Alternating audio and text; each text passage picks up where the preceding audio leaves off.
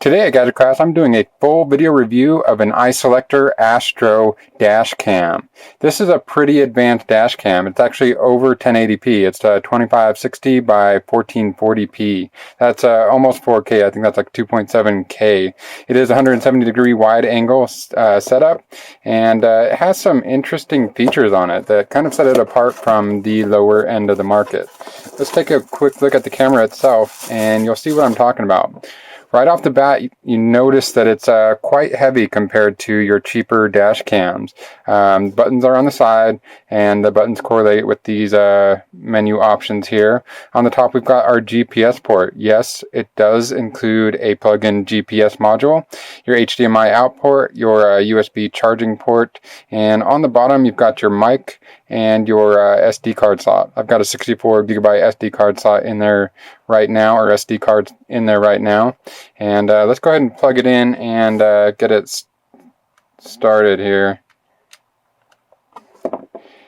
And while that's turning on, it will auto turn on with power. I'll go ahead and show you what else is in the box here. We've got our GPS module. You plug this into that top port and then stick it to like your windshield or up under your dash somewhere. And it has a built-in app that you can load on your computer for monitoring your location. So it can pull up the video and tell you exactly where an accident happened, where certain things happened, or tell you where a certain video was recorded. Pretty advanced. I'm not sure how effective that will be if you can only use it with their built-in app, but we'll see as we get further into this here. Here's our USB charging port cable, and they use a USB cigarette lighter adapter along with that to provide power to the unit. It is a mini USB, not a micro USB, so don't plan on using your existing micro USB cables. You are going to have to use a mini USB. Not a big deal. They do include your HDMI cable. It's got mini, actually that is another USB cable right there. This is a pretty heavy-duty USB patch cable there. Here is our windshield suction cup mount. Pretty basic there. Should do the job just fine. The user manual. The user manual is comprehensible, and it does tell you pretty much exactly everything you need to know. There is some, struggle with the English language there, but it is all clear and concise. And then here is our actual HDMI out cable. So you got your HDMI out there to standard HDMI. So that's everything you get in the box. I was surprised to see an included GPS module. That's a step up from the lower end of the market there. Let's take a look at the camera itself.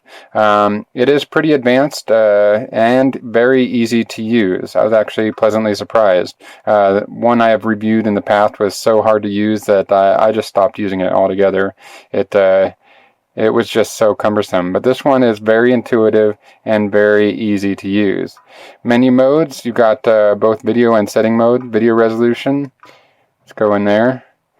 We've got all the way up to 2560 by 1440 at 30 frames per second. We got 2560 by 1440 30p. There is 2304. There we go, 1920 by 1080. So that's full HD at 60 frames per second. So if you want to be able to slow-mo your crashes and stuff, that would be the mode right there.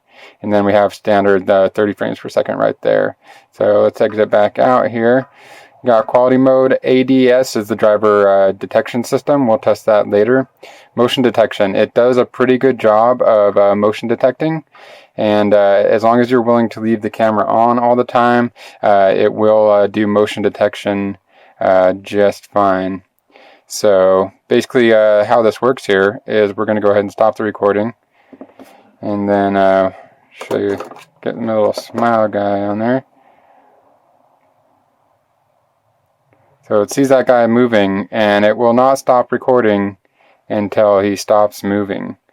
And the only downside with motion detection mode is that you pretty much have to leave it on. You have to turn auto power off and just leave it on all the time. But luckily, they do have an option to turn the screen off.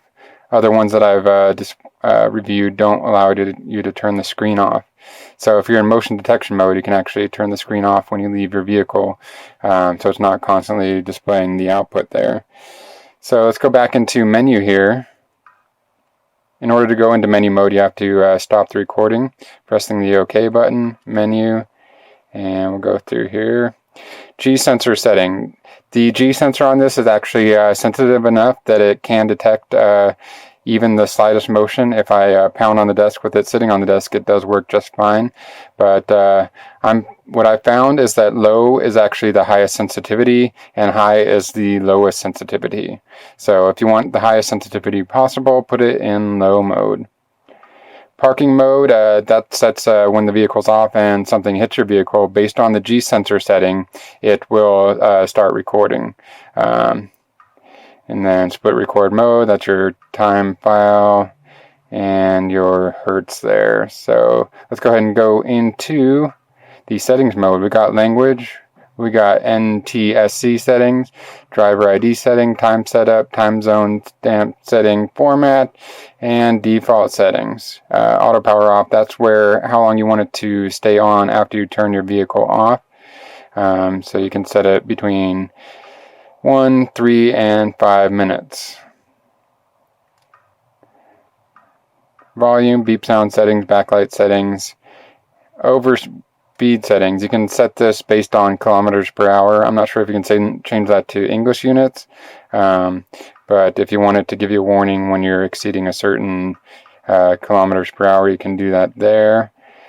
And those are all the menu options. Very easy to do, very easy to set up, and everything works pretty good. Let's go ahead and I'm going to go ahead and turn motion detection back off.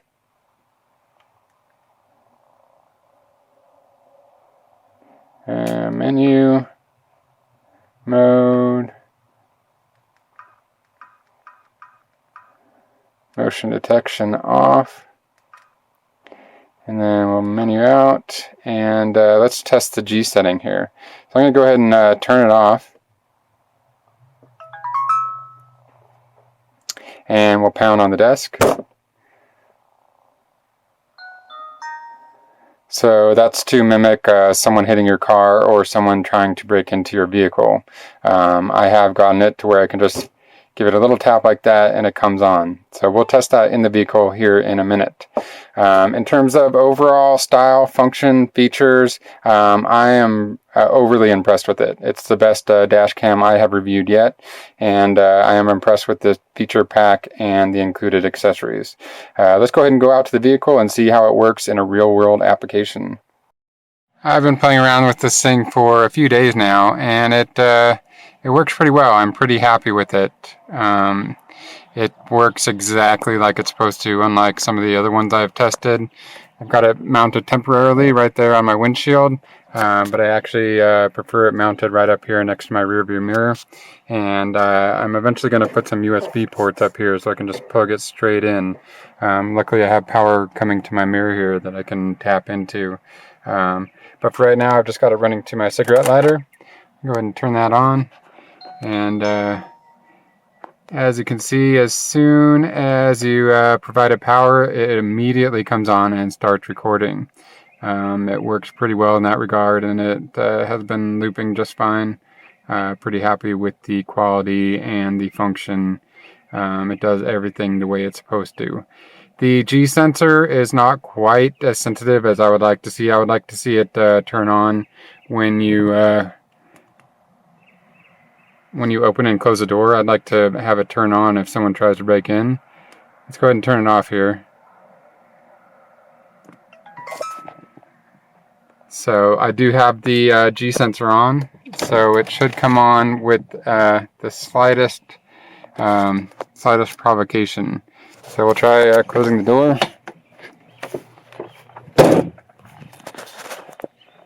And it did not come on there.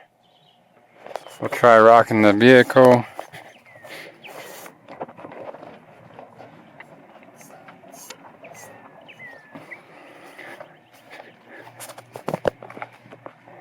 And it did not come on there. I've played around with this quite a bit, and you pretty much have to get in here and and tap it, and then it comes on. So it's going to take an impact with the vehicle. It's not going to come on and start recording when you just open and close the door or someone starts messing with your vehicle.